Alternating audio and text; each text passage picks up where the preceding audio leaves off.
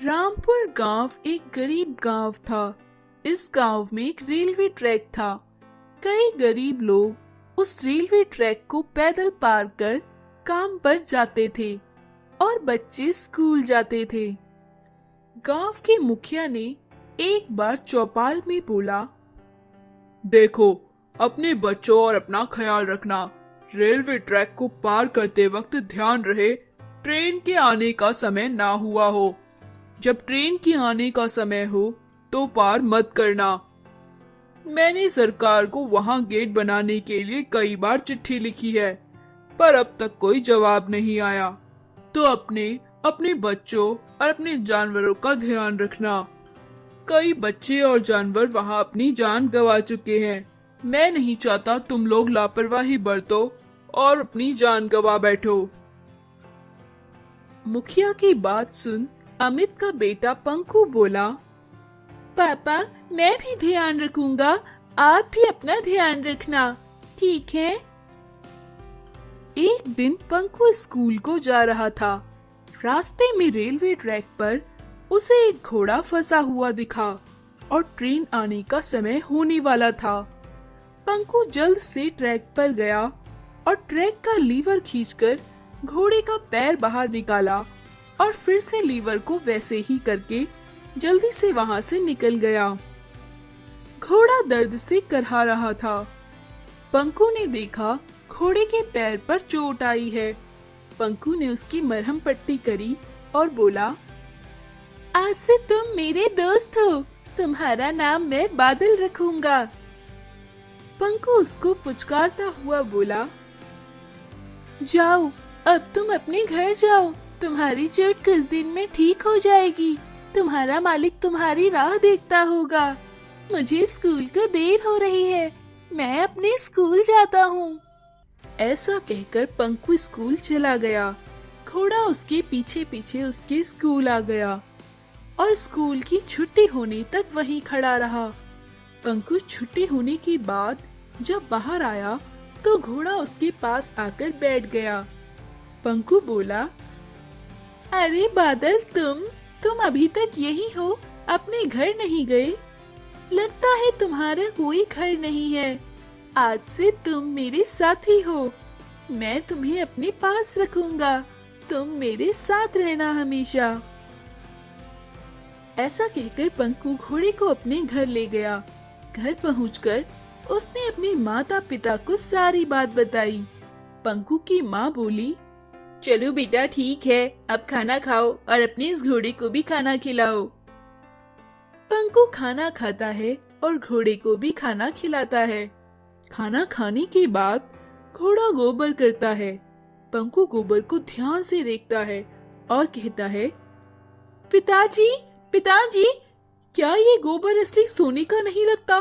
क्या ये सोना नहीं लग रहा? पंकु के पिता गोबर को हाथ में उठाकर बोले, हाँ बेटा, तुम बिल्कुल ठीक कहते हो, ये एकदम असली सोना है। ये कोई मामूली घोड़ा नहीं, जादुई घोड़ा है।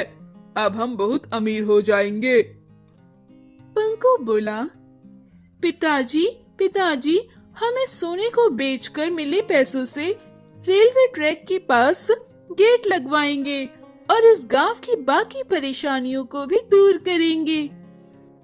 पंकु की माँ बोली, हाँ बेटा, तुम ठीक कहते हो, तुम बहुत समझदार हो बेटा। हम तुम्हारी बात जरूर मानेंगे। हम इस सोने को बेचकर मिले पैसों से गांव की मुसीबतों को दूर करेंगे। पंकु के पिता सुनार के पास गए, सुनार को सोना बेचा और पैसों से गांव में रेलवे ट्रैक बनवाया और बाउंड्री भी लगवाई।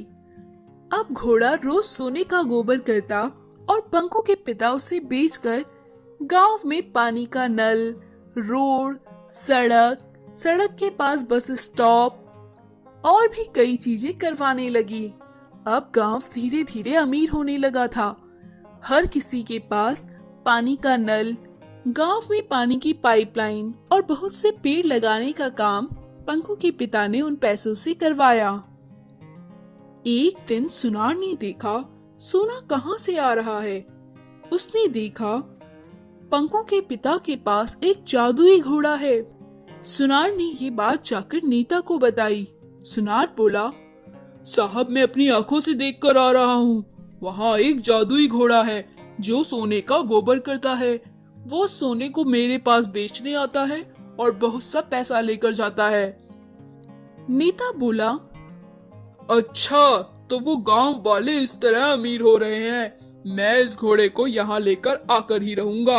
अगर वो लोग गांव को इस तरह अच्छा बना देंगे तो जब मैं वोट मांगने जाऊंगा तो उनसे क्या बोलूंगा, क्या झूठे वादे करूंगा मैं उनसे। मंत्री अपने गुंडों को लेकर पंकु के घर जाता है और उसे डरा धमकाकर घोड़ा वहां से ले आता है।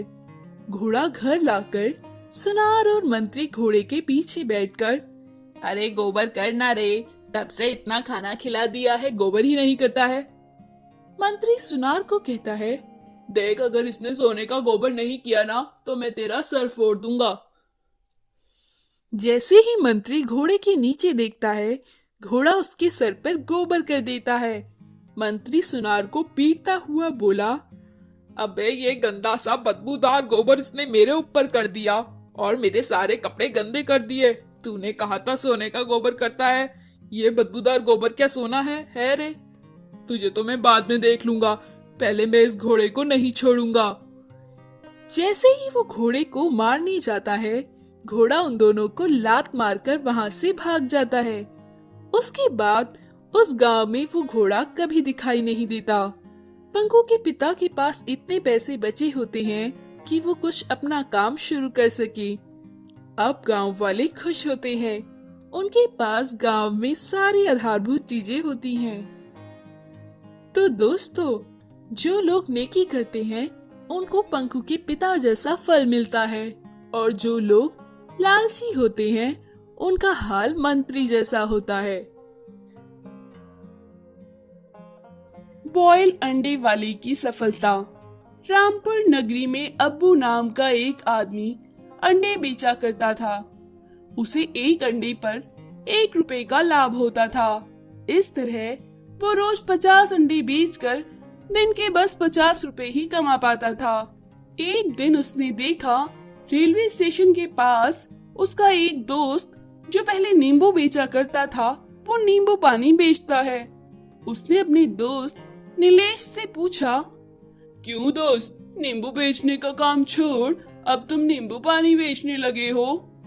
नीलेश बोला, हाँ दोस्त, 10 नींबू पर 1 रुपए का फायदा होता था। अब मैं नींबू पानी बेचकर 10 नींबू पर 50 रुपए कमा लेता हूँ। है ना ये मुनाफे का सौदा? तुम भी इस तरह अंडे बेचकर कम पैसे कब तक कमाते रहोगे? अंडों से बनी हुई कोई डिश तैयार करो और बेचा करो, बहुत फायदा होगा। अब्बू बोला, हाँ मैं कुछ सोचता हूँ, मैं भी काफी परेशान हूँ। एक अंडे पर सिर्फ 1 रुपए का लाभ होता है, उससे मेरा गुजारा कहाँ चल पाता है। मैं कुछ सोचकर कुछ दूसरा ही करने की सोचता हूँ। अब्बू घर आया, फिर उसने सोचा कि वो भी अंडे का आमलेट बनाकर स्टेशन पर बेचेगा। अगले दिन वो ठेले पे अंडे लेकर पहुंच गया और यात्रियों के लिए अंडों का आमलेट बनाने लगा। ट्रेन स्टेशन पर सिर्फ 2 मिनट के लिए ही रुकती थी। इसमें वो सिर्फ 2 ही यात्रियों के लिए आमलेट बना पाता था, जिससे कि वो बड़ा परेशान हुआ कि उसको कोई ज्यादा लाभ नहीं हो रहा। घर आकर वो अपनी बीवी से बोला, मुझे तो लगता है मैं ये काम भी नहीं कर पाऊंगा। ट्रेन बस 2 मिनट के लिए रुकती है, इतनी देर में एक ही आमलेट तैयार होता है, और अगर आमलेट पहले से बना के रखूं तो ठंडा आमलेट कोई लेगा नहीं। इस तरह तो मुझे कोई लाभ नहीं होने वाला, मेरे बस का ये काम नहीं है। इस पर उसकी बीवी बोली, अरे जी, तुम अंडे बॉईल करके गर्म पानी में रख दिया करो और प्याज टमाटर पहले से काट कर रखा करो। जैसे ही यात्री आए उन्हें प्याज टमाटर और अंडे के छोटे छोटे टुकड़ों को ब्रेड में रखकर दे दिया करो। इसे एग सैंडविच कहते हैं। तुम इस तरह से इसे जल्दी बना सकोगे और ज्यादा लोगों को बेच सकोगे। अब वो उसकी बातें सुन बहुत खुश हुआ। अगले दिन उसने ऐसा ही किया। अब वो 10 यात्रियों को एक बार में सैंडविच बनाकर दे देता था। इससे उसे बड़ा लाभ हुआ। तो दोस्तों, मेहनत और दिमाग लगाने से हमें सफलता मिलती ही है।